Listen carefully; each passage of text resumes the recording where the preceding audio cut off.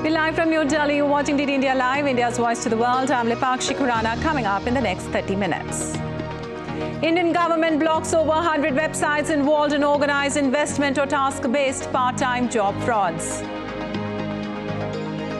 8th Annual Artificial Intelligence Summit begins in New York to delve into the future of applied AI, regulating emerging technologies, big on agenda. Netanyahu urges nations to speak up on Hamas sexual violence against Israeli women on October 7th. Heard of the rape of Israeli women?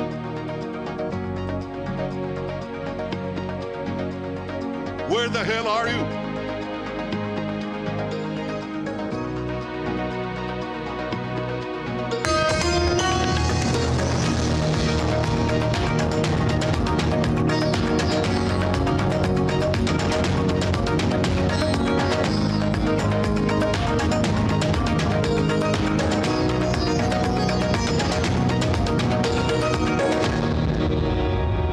And on to the top story this hour. Building a cyber-safe India is one of the top priorities of the government. Taking a step forward on this, the government has blocked over 100 websites involved in organized investment or task-based part-time job frauds. These websites were learned to be operated by overseas actors by using digital advertisement, chat messengers, and mule or rented accounts. It was also learned that proceeds from the large-scale economic frauds were seen to be laundered out of India using card network, cryptocurrency, overseas ATM withdrawals, and international fintech companies.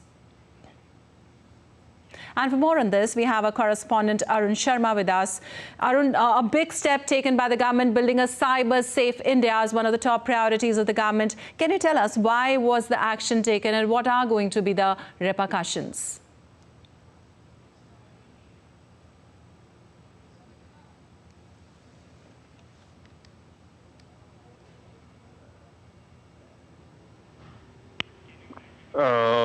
So on various multilateral platforms, Indian Prime Minister has also mentioned this point that, we need to build a cyber-safe ecosystem.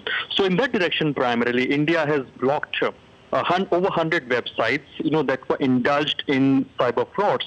Now, we all must have received some kind of message on WhatsApp or SMS that by just sitting at home or clicking some links or subscribing to some YouTube channels, we can earn via part-time jobs. So, we all must have received these kind of messages. And the fraudsters are using these kind of tactics to lure, various youngsters, retired personnel, homemakers primarily. So these are the target audience for these kind of fraudsters. Now, what they do specifically, initially, for subscribing some YouTube channel or for clicking some links or viewing some links, they are often given, some money, 25 rupee, 30 rupee for clicking just one link. But after that, when a confidence is built up, they ask for bulk investment to these people. And when they make such investments, their money is being duped specifically. And this money that is collected, now this is being routed to some international places via cryptocurrencies or via black money or by Hawala route. And we have often seen that how, +1 country code, messages come from +1 country code or plus, 97 country code. So these people are operating from other countries, other region, using the routers, VPN networks specifically, to avoid the region's law and order. So in that case, cyber safe ecosystem is the need of the hour, and that direction primarily India has taken a stern measure to block by blocking specifically these over 100 websites that were indulging in cyber frauds in our country. All right. Also, what is the advisory on the precautionary measures on this? Well, the advisory clearly states that, anything, if you look at it this way, Lipakshi, that, greed or giving or offering free money is some of the routes that these fraudsters are using. So the advisory clearly states that any website that claims to give you part-time jobs or free jobs, and you just have to click the links, you have to just view the channel, you have to subscribe the channel, or are trying to lure you by providing you or offering you free money. So that gives, you have to be cautious in that direction, because nothing is free in this world. You have to earn, you have to do hard work for the same, and always ensure that no unknown links, unknown chats, unknown personnel. You should not chat with unknown personnel who are offering you free money, and of course getting indulged in these kind of activities, and of course not clicking on any unknown link that is being given to you via WhatsApp or SMSs. So that is a clear advisory, and if in case you find somebody is indulging in this and some phone numbers are calling you, you have to report these phone numbers to the cybercrime unit of the country so that more and safe ecosystem can be created. The only thing that needs to be remembered here for each and every citizen of the country that no money is free. You have to earn each and every amount of money, and if anybody is offering you free money, earn by sitting at your home just by clicking the link. So this should create a doubt, create a doubt in your mind that these things can land you in trouble, and this should be reported immediately to the Home Ministry's website, the cybercrime unit specifically, and that should be done immediately so that a safer environment and ecosystem can be created. All right, Arun, no money is free, and cyber security, of course, is the need of the hour. Thank you so much for joining us and letting us know the update from there. And moving on, at the ongoing Global Technology Summit 2023 in New Delhi, India's Minister of State for Electronic and Information Technology, Rajiv Chandrasekhar, highlighted the impressive growth of India's startup ecosystem, particularly in AI. He stressed the importance of regulating AI for safety and trust, emphasizing the need for a common framework to balance advancement and safety. Let's take a look. As we move forward and there are these new, more powerful technologies, emerging technologies that are going to come at us, I am concerned, as most of us should be concerned, that governments, when they react, they tend to overreact. And certainly in the final session, I made it clear that India's position is not to overly obsess and demonize AI and look at this only through the prism of safety and trust. We consider AI as the biggest, most significant invention in our times. We consider AI to be a kinetic enabler of the digital economy and the innovation economy. And we certainly believe that there is a case to be made to harness AI, to make AI deliver its potential. Meanwhile, today in Manhattan, AI industry experts will gather for the 8th annual AI Summit in New York to forecast industry's trajectory. The summit, spanning 2 days, unites knowledge leaders, policymakers and corporate executives for discourse and workshops. Amid a global push for tech regulation, it assumes significance. DD India's correspondent Sally Patterson delivers more details on this crucial conclave. It's an opportunity to rub shoulders with some of the biggest names in AI. Representatives from technology companies, financial institutes and governments are set to hold talks and then stick around for networking afterwards. Tech giants including Microsoft, OpenAI and Google are all on the bill. Organisers say the summit, held on December 6th and 7th, will showcase how businesses are implementing and financing AI in a rapidly changing world. It comes just over a month after the UK held a major AI safety summit, looking at the risks of the economy and the industry. World leaders around the world are grappling with how to regulate it. In New York this week, the risks of AI will once again be in focus, tackling bias in technology, for example, but also opportunities for healthcare, finance, security, and more. Through speaker events, workshops, and feedback sessions, it's designed to be a very hands-on event. It promises to upskill employees through interactive and in-depth training sessions. And it is certainly an investment, with delegate tickets costing $2,400. Sally Patterson in New York, reporting for DD India. And moving on, Israeli Prime Minister Benjamin Netanyahu on Tuesday said that he had heard stories of sexual abuse at a meeting with hostages returned by Hamas during a recent pause in the fighting in Gaza. He called out on the women's and human rights organizations to act on it, stating that he did not hear their outrage. Meanwhile, Israeli police released the accounts of sexual violence in Hamas attack. As per the individual accounts, victims were tortured, physically abused, raped, burned alive and dismembered. Israeli police said last month it was investigating possible sexual crimes by some of the few hundred Gaza militants they arrested after the devastating October 7th Hamas attack. I say to the women's rights organizations, to the human rights organizations, you've heard of the rape of Israeli women, horrible atrocities, sexual mutilation. Where the hell are you? I expect all civilized leaders, governments, nations to speak up against this atrocity. Netanyahu also said the ground operation had expanded to the south of the Gaza Strip and that there is no place beyond our reach. As Israel continues, it's one of the biggest ground combat in Gaza since a truce with Hamas was called off last week. Its troops have surrounded Khan Younis. The Israeli forces also dubbed the day as the most intense day of fighting since its ground operation started in late October. While Israeli forces further said that they have tightened the noose around southern Gaza's main city. 60 days after the war began, our forces are now encircling the Khan Younis area in the southern Gaza Strip. Simultaneously, we continue to secure our accomplishments in the northern Gaza Strip. Those who thought that the IDF would not know how to renew the fighting after the pause were mistaken, and Hamas is already feeling this.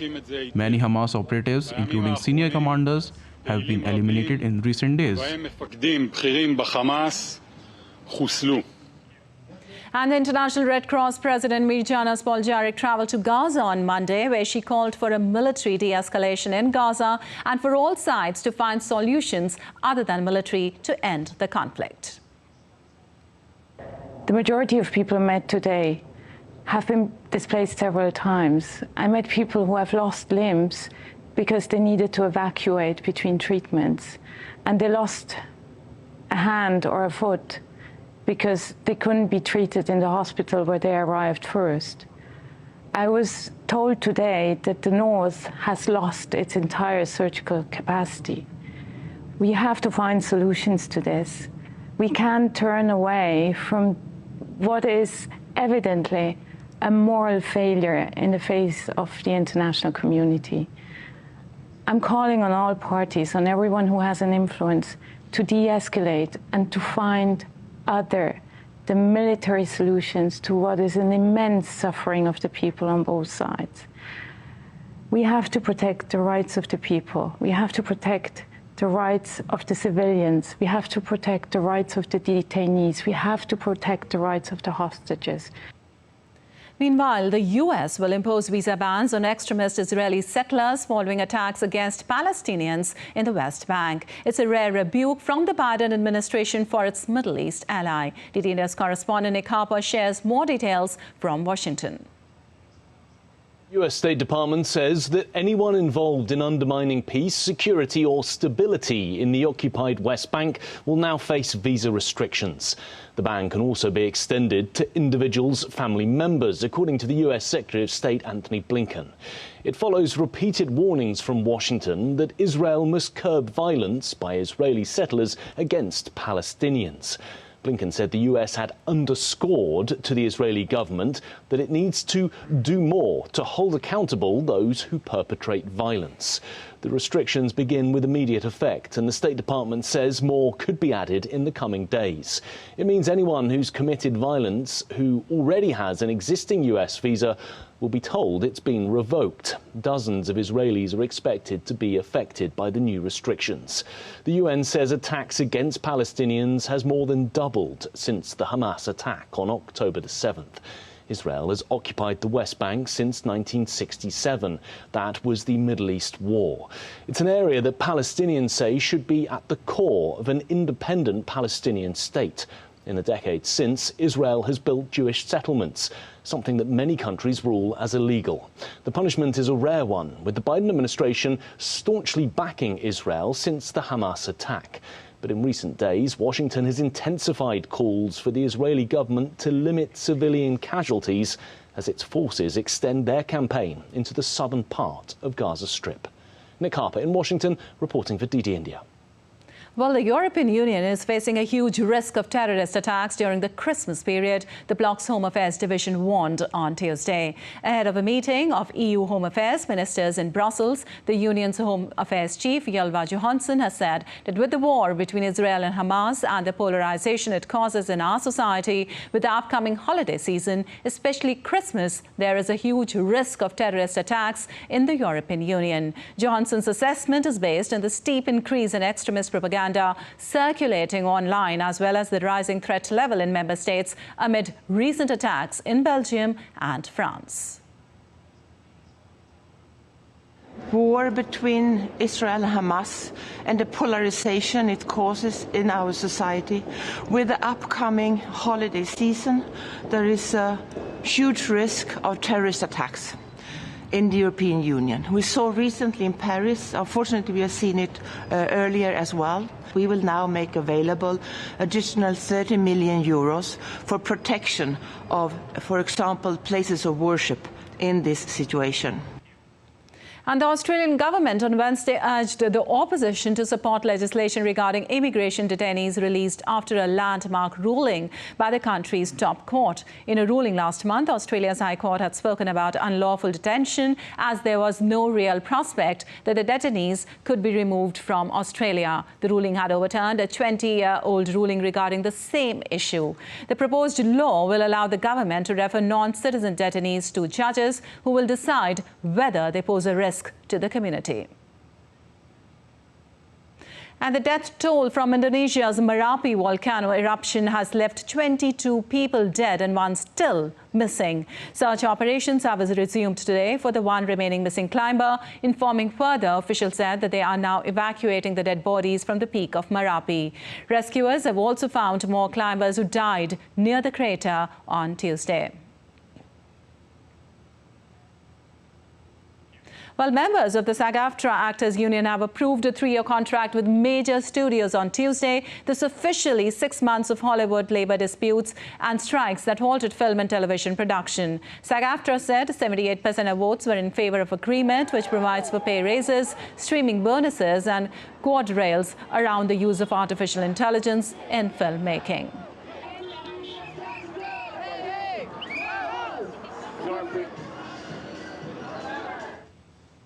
And news from around the world now. National mourning has been declared by the Honduras President Xiomara Castro after 10 people were reported dead and 25 were injured in a bus crash on Tuesday. The bus had fallen into the river after crashing into a bridge while skidding on the highway.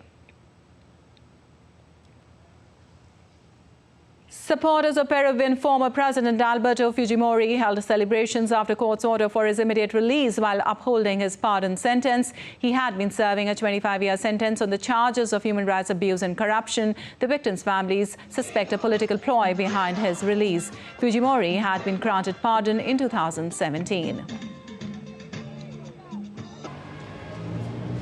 And still to come with this edition of DD India Live.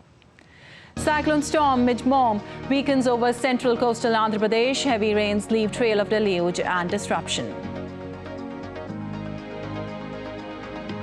We will show you glimpses of Viksit Bharat Sankalp Yatra, which reaches India's Agra.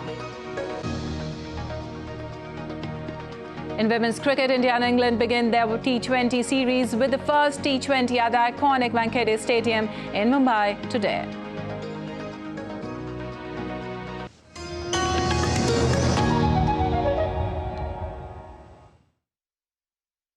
In a world that never stops, where information shapes our reality, one app stands out, helps you stay ahead of time. Introducing the DD India app, your gateway to a world of news right at your fingertips. Your most trusted source of news goes global, goes digital. Explore a world of options, top stories, live updates, in-depth analysis, and more. Stay informed wherever you are. Real-time alerts keep you ahead of the curve always. The DD India app, connecting you to the world, one story at a time. Download now and explore the world of knowledge, insights, and authentic information.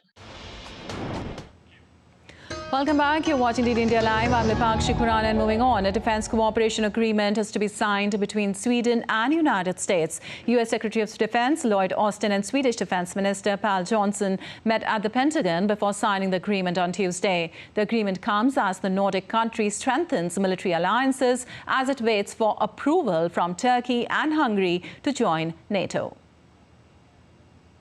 And during the meeting, Austin said both countries will continue to learn from each other, building defense capabilities and strengthening interoperability. we're going to sign a defense cooperation agreement today, and that will embody our shared commitment to the defense relationship between our two proud democracies. We look forward to learning from each other as we continue to build our defense capabilities together and to strengthen our interoperability. Sweden has shown outstanding leadership in supporting Ukraine as it fights Russian aggression, including providing $2.7 billion in security and humanitarian assistance. Well, COP28 is underway in Dubai. The conference's third day was dedicated to indigenous people, where their crucial role in safeguarding the environment was acknowledged. Discussions and panels were focused on fostering an inclusive energy transition and enhancing mechanisms to make financing more accessible. COP26 in Glasgow also marked a significant turning point for these communities by announcing a $1.7 billion pledge to support indigenous people until 2025. COP28 Dubai established the Indigenous Peoples Ceremonial Circle space in the Green Zone to ensure that their voices were heard. People in the global north are being already ravaged by droughts and floods. People are losing their livelihoods. And who's paying for that? It is humanity. Indigenous people need direct access to climate finance, and we need to start upholding indigenous sovereignty. Trabalhar o tripé da sustentabilidade. An update on the cyclone now. The southern and coastal districts of East Indian state Odisha have been put on alert since Tuesday night, with heavy rainfall forecast as severe Cyclone MJ moved northward after its landfall in Andhra Pradesh.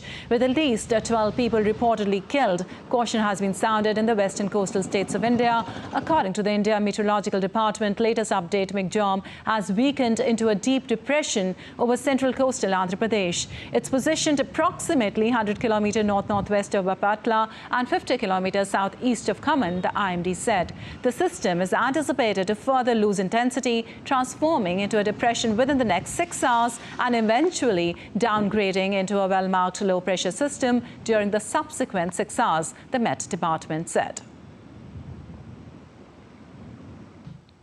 Meanwhile, Chennai received heavy rains due to cyclonic storm MJ that left the city inundated. The city is still reeling from the floods, with several areas still underwater and suffering from power outages. Around 4,000 cusecs of water was released from Chennai's Chembarakam water reservoir on Tuesday, December 5th. The city's water level is expected to recede as the water outflow has now been stopped since the inflow into the reservoir has reduced. For the first time since 2015, the water level of the lake reached 23.45 feet, close to its maximum capacity of 24 feet. Well, India observes Maha Paran Divas, marking the death anniversary of Father of Indian Constitution, Dr. Bhimrao Ambedkar. Indian President Draupadi Murmu, Vice President Jagdeep Dhankar and Indian Prime Minister Narendra Modi paid respectful tribute to Dr. Ambedkar on Maha Paran Day. Along with being the architect of the Indian Constitution, Ambedkar was an immortal champion of social harmony who dedicated his life for the welfare of the exploited and the deprived. Many programs are being organized across the country to pay tribute to Baba Saheb.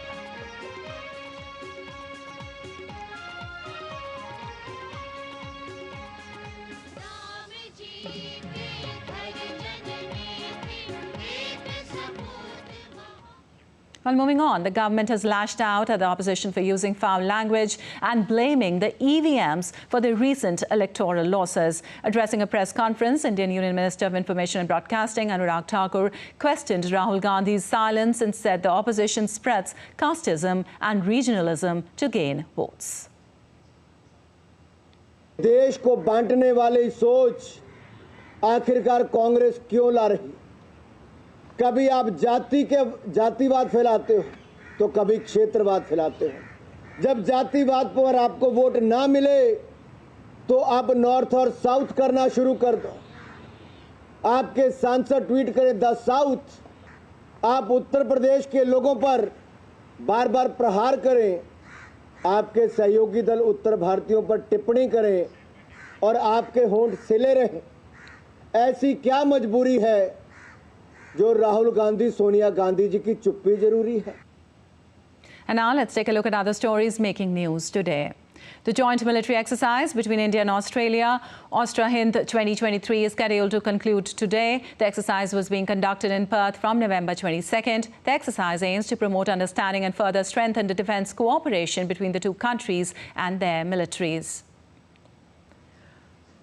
Under the Indian Prime Minister's initiative, a Viksit Bharat Sankalp Yatra being developed in Jhansi, awareness programs have been created to inform various public welfare schemes run by the central government. Along with this, many schemes including Ayushman Card, Ujjwala Yojana are being given in the camp. The beneficiaries thanked Prime Minister Narendra Modi and Chief Minister Yogi Adityanath. Also, Indian Prime Minister's Viksit Bharat Sankalp Yatra reached Moti Mahal in India's Agra. The yatra included awareing people about public welfare schemes of Central and Uttar Pradesh government. Free health checkup medicines were also distributed. And time now for some sports news. The Indian women's cricket team is set to face off against England women in the first T20 international of a 3-match series at the iconic Wankhede Stadium in Mumbai. India, led by captain Harmanpreet Kaur and a deputy Smriti Mandhana, will look to make a strong statement early in the series. The squad features talented players like Jemima Rodrigues and Shafali Verma, who are expected to play pivotal roles. With both Yastika Bhatia and Richa Ghosh included as wicket-keeper batters, India's lineup boasts depth and firepower. Newcomers Saika Ishaq and Shriyanka Patil, fresh from their impressive performances in the Women's Premier League, have also earned their maiden call-ups. The match will commence at 7 p.m. IST. Well, that's all for this edition of DD India Live. But let us know your thoughts on the news of the day. You can connect with us on Facebook X, formerly known as Twitter and Instagram. We'll be back with more news as it breaks here on DD India. I'm Lipakshi Khurana from all of us here in Delhi. Thanks for watching DD India Live.